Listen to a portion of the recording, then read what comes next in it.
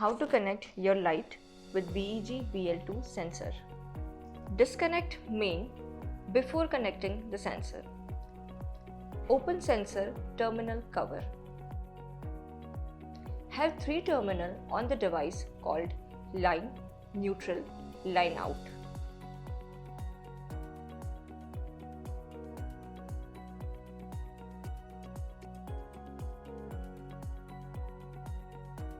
Connect main supply line to line in off sensor.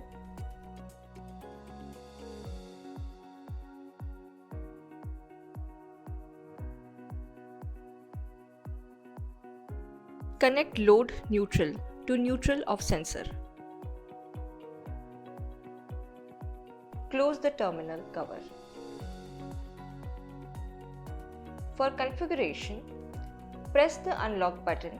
Press the lux level you want to set in the sensor as light on threshold level. Press the follow-up time. Select the sensitivity level and press lock.